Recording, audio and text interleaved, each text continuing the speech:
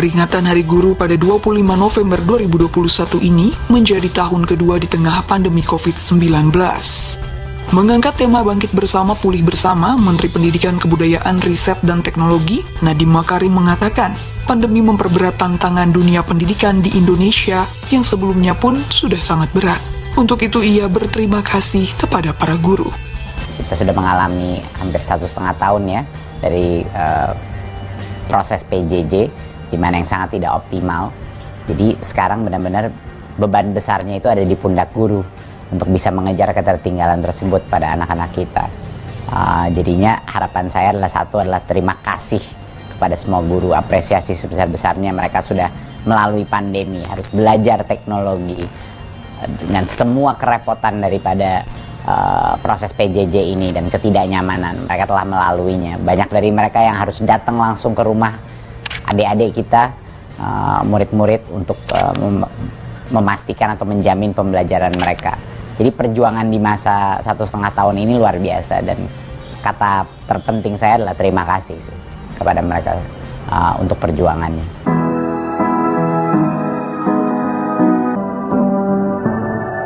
Sebagai bentuk kepedulian terhadap guru, Nadiem mengupayakan agar guru honorer se-Indonesia bisa mengambil tes seleksi menjadi pegawai pemerintah dengan perjanjian kerja atau P3K dengan gaji yang sama dengan PNS.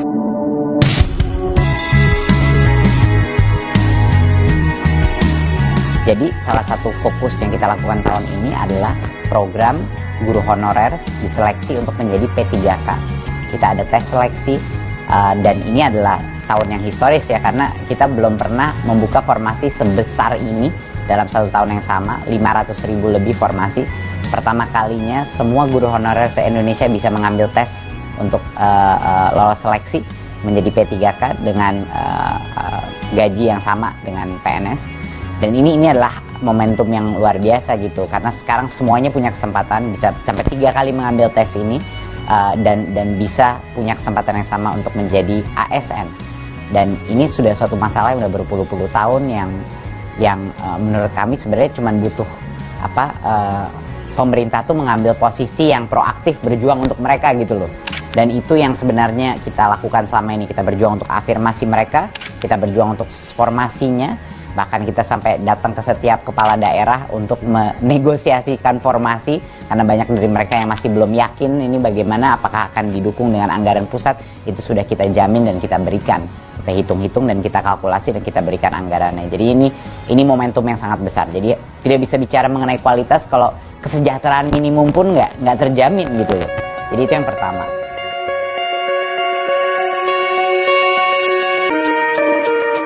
Nadiem mengakui masih menemukan kelemahan-kelemahan di sistem pendidikan Indonesia saat pandemi. Namun, ia yakin guru dan semua pihak yang terlibat mampu mengatasi tantangan selama pandemi. Kita bisa melakukan program guru penggerak selama pandemi ini, ya kan? Kita melakukan pelaksanaan P3K ini, seleksi serentak seluruh guru honorer di seluruh Indonesia, tapi lancar-lancar aja gitu. Jadi sebenarnya jangan menggunakan pandemi sebagai alasan tidak untuk berubah, malah kebalikannya. Yang kita sadari sebagai kelemahan-kelemahan di sistem pendidikan kita di masa pandemi ini baru terlihat jauh lebih akut krisisnya gitu. Kesenjangan antara daerah, daya literasi yang rendah, akses kepada teknologi, semua hal-hal ini jadi kelihatan masalahnya. Jadinya malah sekarang karena pandemi, urgensi untuk melakukan perubahan lebih besar gitu. Itu menurut saya itu akan mengakselerasi perubahan, bukannya malah menghambat. Selamat Hari Guru Nasional. Teruslah menjadi sosok guru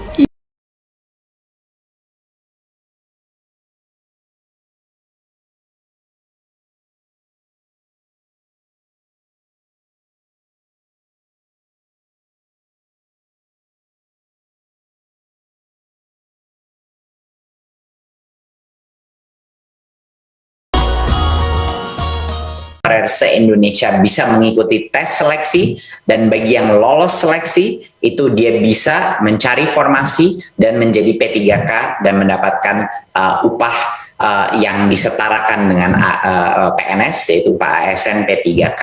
Jadi ini cukup historis.